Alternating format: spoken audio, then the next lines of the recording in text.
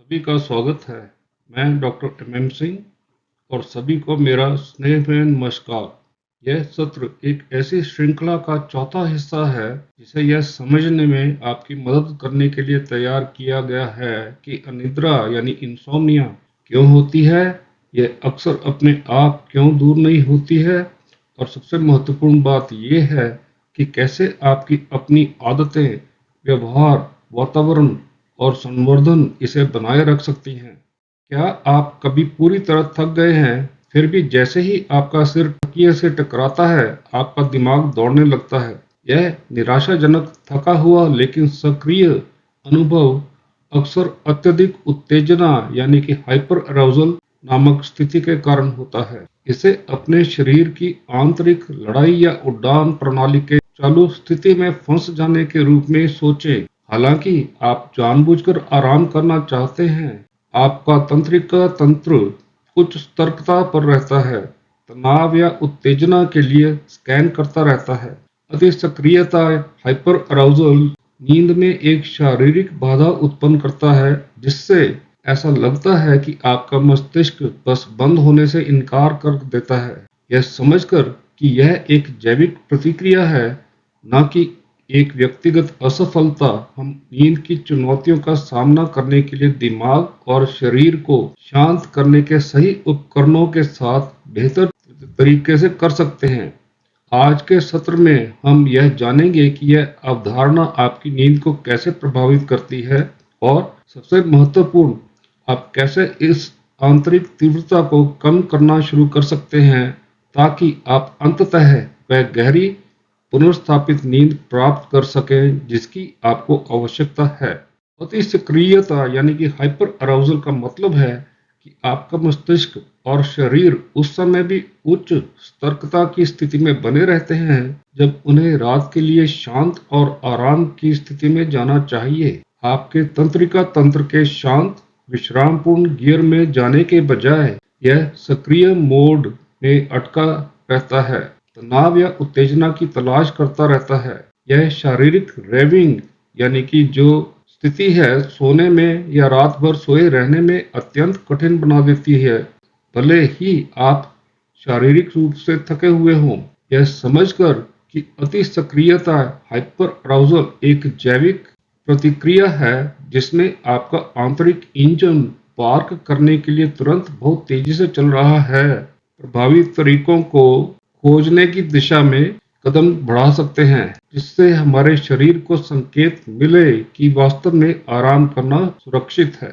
आज हम चर्चा करेंगे कि इन संकेतकों की पहचान कैसे की जाए और उन कदमों को कैसे अपनाया जाए जिससे सतर्कता को कम किया जा सके और बेहतर, अधिक पुनर्स्थापक नींद प्राप्त की जा सके। अत्यधिक उत्तेजना को समझना तनाव प्रबंधन और नींद सुधारने की कुंजी है, क्योंकि इसका मूल अर्थ है कि आपके आंतरिक तंत्र उस समय भी अत्यधिक सक्रिय रहते हैं जब उन्हें विश्राम करना चाहिए। यह 3 अलग अलग तरीकों से प्रकट होता है। मस्तिष्क उत्तेजना, जहां आपके तंत्रिका मार्ग अत्यधिक सक्रिय और सतर्क रहते हैं।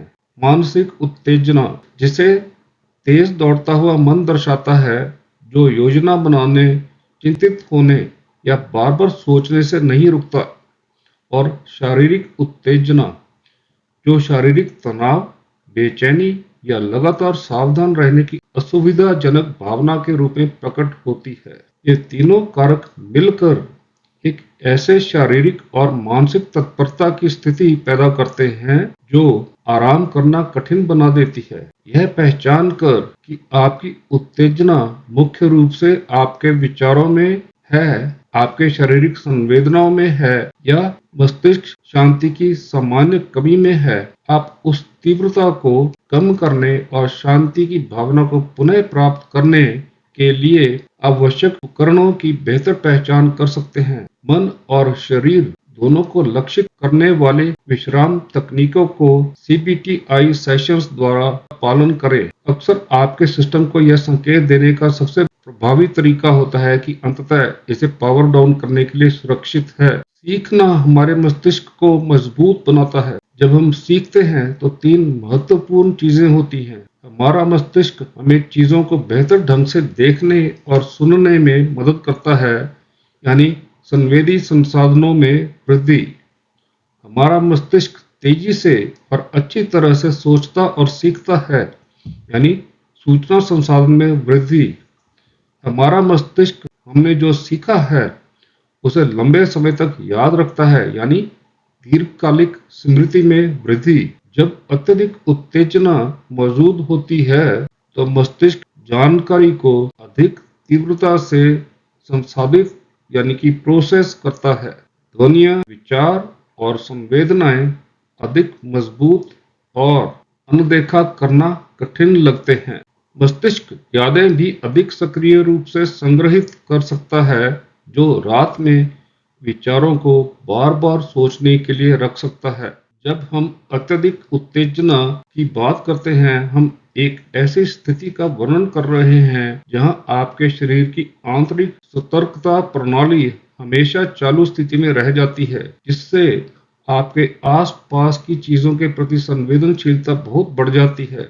इस स्थिति में आपका मस्तिष्क दुनिया को अत्यधिक संवेदनशीलता के साथ प्रक्रिया करने लगता है, जो सामान्यतः पृष्ठभूमि की आवाज, हल्की सी रोशनी का झिलमिलाना या छोटी शारीरिक संवेदना होती है, वह अचानक तीव्र और जोरदार महसूस होने लगती है। इस निरंतर संवेदी सूचना के प्रवाह के कारण तंत्रिका तंत्र को स्थिर होना बेहद कठिन हो जाता है और अक्सर साधारण विश्राम या अच्छी नींद लेना भी बड़ी चुनौती बन जाता है। यह समझना महत्वपूर्ण है कि यदि आप सजग या अत्यधिक चौकस महसूस करते हैं, तो आपका शरीर केवल आपको सुरक्षित रखने की कोशिश कर रहा है, भले ही यह प्रतिक्रिया शांत वातावरण में भारी लग रही हो। इस जैविक वॉल्यूम नॉब को यानी कि स्विच को समझना, इसे कम करने और शांति की भावना को फिर से पाने के तरीकों की ओर पहला कदम है। जब आपका मस्तिष्क और शरीर उच्च सतर्कता की स्थिति में बने रहते हैं, तो आपकी प्राकृतिक नींद सीधे प्रभावित होते हैं, जिससे अक्सर नींद हल्की हो जाती है, बार बार बाधित होती है या काफी देर से आती है। इस लगातार रहने वाली अति उत्तेजना की स्थिति का मतलब है कि भले ही आप सोने में सफल हो जाते हैं, उस नींद की गुणवत्ता प्रभावित होती है, जिससे जागने पर आप ताजगी महसूस करने की बजाय थकान महसूस करते हैं। यह एक चुनौतीपूर्ण चक्र बनाता है, जहां ताजगी भरी नींद की कमी से नींद लेने की आपकी क्षमता को लेकर बढ़ती हुई निराशा और चिंता पैदा होती है, जो बदले में आपके सिस्टम को सतर्क रखती है, गहरी रिकवरी नींद को और रोकती है। इस संबंध को समझना नींद में व्यवधान के शारीरिक भावनात्मक प्रभाव को संबोधित करने का पहला कदम है, क्योंकि यह फोकस को केवल अधिक प्रयास करने से बदलकर शरीर की आंतरिक अलार्म प्रणाली को सक्रिय रूप से शांत करने पर ले जाता है, ताकि आपका शरीर अपनी आवश्यक प्राकृतिक पुनरुत्थानकारी नींद प्राप्त कर सके और सर्वोत्तम तरीके से कार्य कर सके। यह आरेख दिखाता है कि हमारे विचार और नींद की आदतें कैसे एक चक्र में एक साथ काम करती हैं। यहाँ सरल शब्दों में 4 मुख्य भागों का विवरण दिया गया है। अत्यधिक उत्तेजना यानी हाइपर अराउजल। दिमाग उच्च सतर्कता पर आपका दिमाग बहुत व्यस्त महसूस करता है। आप चिंतित, उदास महसूस कर सकते हैं या ऐसा लग सकता है कि आपके विचार इतनी तेजी से दौड़ रहे हैं कि आप उन्हें धीमा नहीं कर सकते।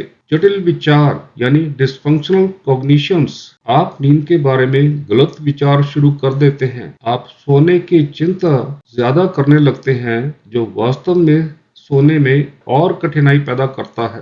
असहायक आदतें या मैल एडेप्टिव हैबिट्स। समस्या को हल करने के लिए आप बहुत देर तक बिस्तर पर रह सकते हैं या दिन में लंबी नींद ले सकते हैं। यह अच्छा विचार लग सकता है, लेकिन यह आपके शरीर की प्राकृतिक घड़ी को परेशान करता है। परिणाम, खराब नींद के कारण आप परेशान, अकेला महसूस कर सकते हैं या दोस्तों के साथ मेल जोल में कमी हो सकती है।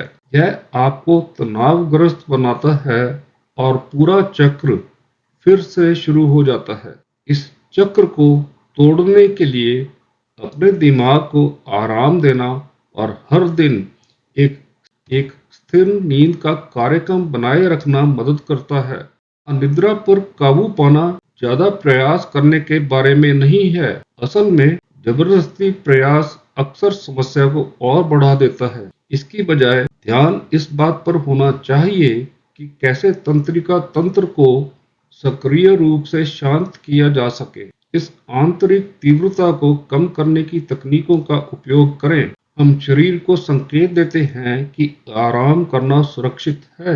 अत्यधिक उत्तेजना को समझने से लक्ष्य बदल जाता है। हम नींद का पीछा नहीं कर रहे हैं, हम उस जैविक शोर को कम कर रहे हैं जो हमें जागृत रखता है। हम CBTI सत्रों में यानी कि cognitive behavioural therapy for insomnia उसके सत्रों में बेहतर रात की नींद के लिए उस इंजन को धीमा करने के तरीकों को देखेंगे। इस वीडियो को देखने के लिए धन्यवाद। कृपया इस वीडियो को लाइक और चैनल को सब्सक्राइब करें। कृपया इस वीडियो को शेयर करें और आज ही अपने दोस्तों और परिवार के सदस्यों को भेजें। आइए हम सबकी पूरी क्षमता को उजागर करने में मदद करें। एक रात की अच्छी नींद के साथ आज से ही